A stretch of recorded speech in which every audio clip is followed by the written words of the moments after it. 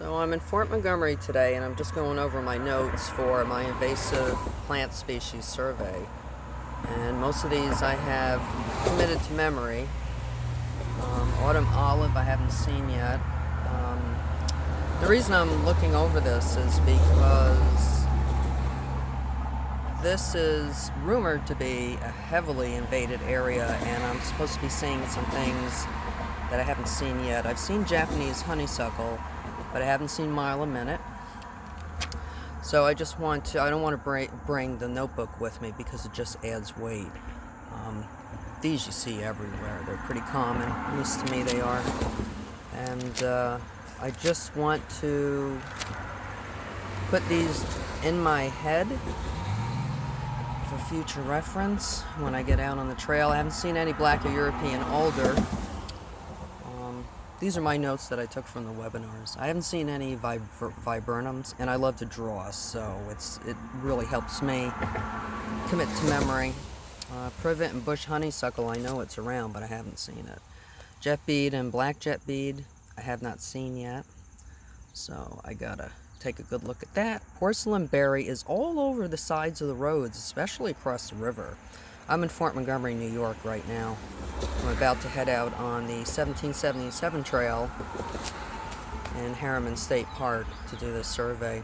Black swallowwort is all over the place. Real big problem for monarch butterflies. And Chinese bush clover, have not seen that yet. Okay, I got it in my head. So let's make things a little easier. I gotta put you down because I need to put my folder in my backpack. Sorry about that. So Fort Montgomery is my hometown. And this road right out here in Route 9W, a lot of people don't know this. And I'm noticing a lot of people are questioning Route 9W because of the bridges being rebuilt in my town, just up the line from here. Pardon that. I'm trying to put my stick, my third leg, on my shoulder. A lot of people don't realize it, but this is a Cold War road, and it was built in the 1950s to transport missiles. And the old Art Deco bridges are now starting to fall apart. If you want to hike Harriman State Park over on this Route 9W side, I suggest that you park right here where I did. It says additional parking for Fort Montgomery. Right there. It's right in the town of Fort Montgomery. But the Battlesite, which I'm heading towards because I just want to say hello to Pete Couture and pay my dues because I'm a member. But that's not parking for the park. The New York, New Jersey Trail Conference has it down on their map, and that's who I'm doing this invasive plant species survey for. And I'm going to have to tell my coordinator that needs to be changed because, oh my goodness, for years they've been battling to keep the hikers out of there. And, they want it for people who want to patronize the museum. Now, we're looking down where oh, look, gentleman taking care of his garden. What a sight. And he uses a screen to get the rocks out of his garden. Boy, he's got some really nice, rich black dirt down there. But anyhow, this is down where the wine cellar used to be, and if my memory serves correct, I should know this by heart, the Fort Montgomery Marina is there. We used to have a boat down there back in the 60s. And that's where it all started for my family. Squatters' rights, back before the Revolution. I am a DAR, unofficially, and I'm still trying to get a birth certificate and a death certificate for my application. Well, I tell you, it's not easy to do that. It's hard. Because the state goes by years from the time they were born. Like, for my mom, she was born in 1935, and she died in 2001. And so that was, I think it has to be 75 years. So that was fine. I could get her birth certificate. And I just want you to see this amazing sycamore. Every time I come down here to the fort, every October, when they have their twin forts day, I always marvel at that beauty. Look at the modeling on that tree. I hope it stands for a good long time yet. Looks like this oak took a header, kicked the bucket. Now it's got a ton of, looks like Virginia creeper, grapevine on it. Lots of firewood there. But anyhow, back to the BCs and the DCs. So my grandmother died in 1978, but according to my town clerk, and Albany is telling me differently, they're saying that, oh, it's the law, it has to be 50 years. Well, that means I have 8 years to wait before I can get her death certificate, and Albany is saying differently, and so is the Orange County clerk. So, I don't know. I contacted Albany for their vital records. They're so busy right now, you have to leave an email. So I did that, and that's going back maybe 2 weeks. So I think I'll have to get back on that and see what's going on. Might have gotten lost in the Ethernet. And my grandfather, who was born in 1891, the Highland Falls clerk was excellent about getting my dad's birth certificate, but she said, I cannot find your grandfather's.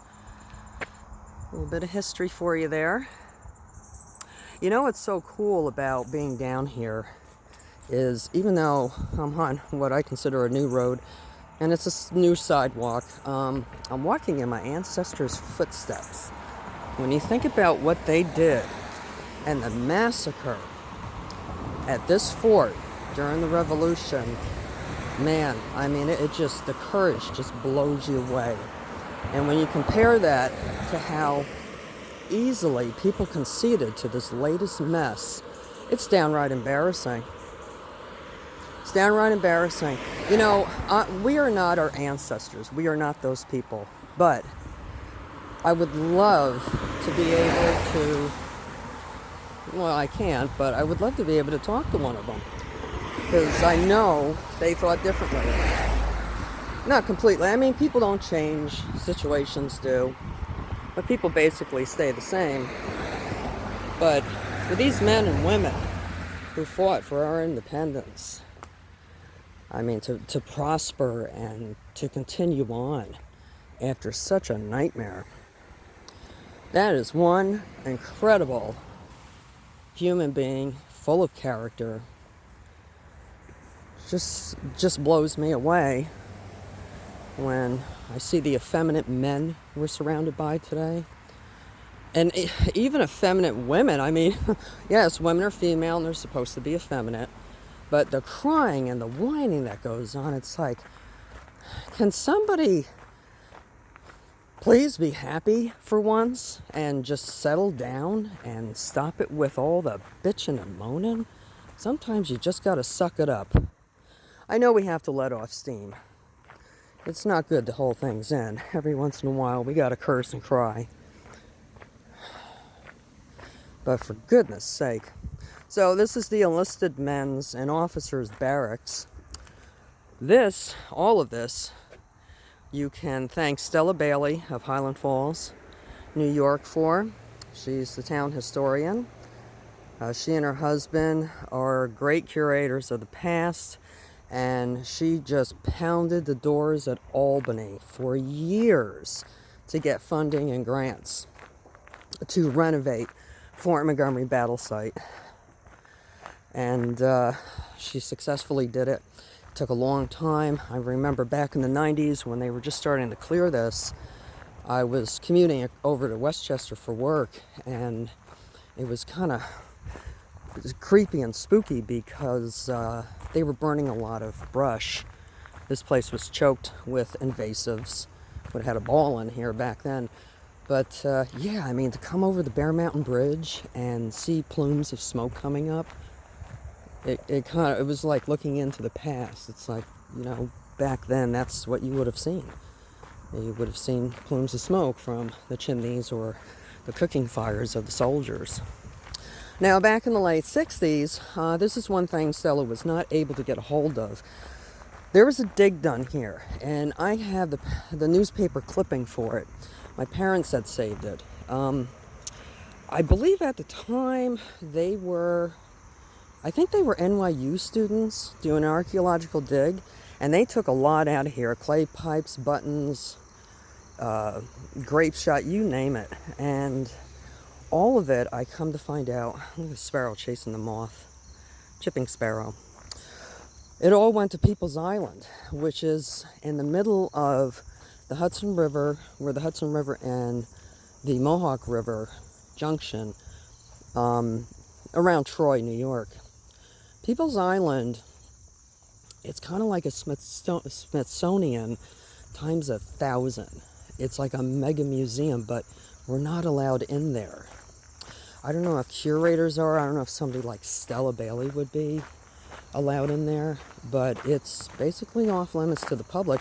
But they've got things in there like Joe Plum Martin. I don't know if you're familiar with that, but he wrote, his diary was reprinted into a book, Revolutionary Soldier's Diary, and it's accurate.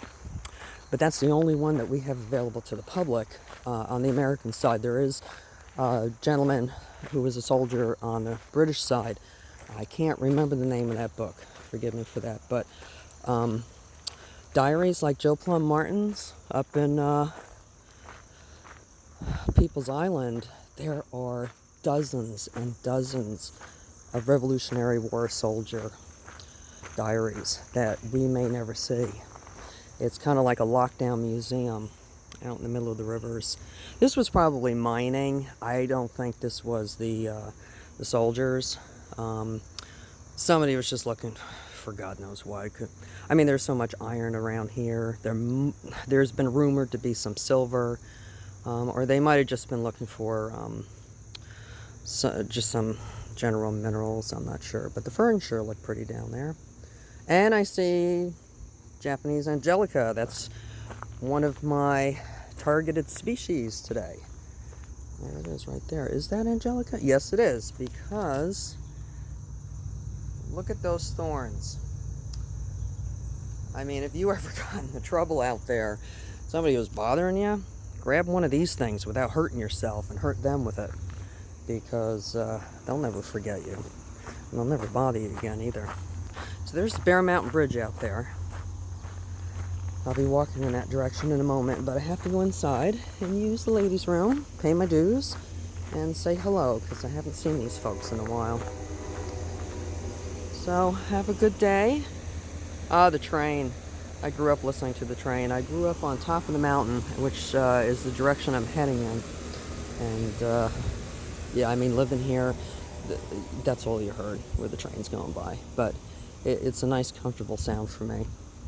So this is before I let you go, this is the Fort Montgomery Battlesite Visitor Center. Compliments of Stella Bailey's hard work. It's beautiful. It's got a craftsman feel to it.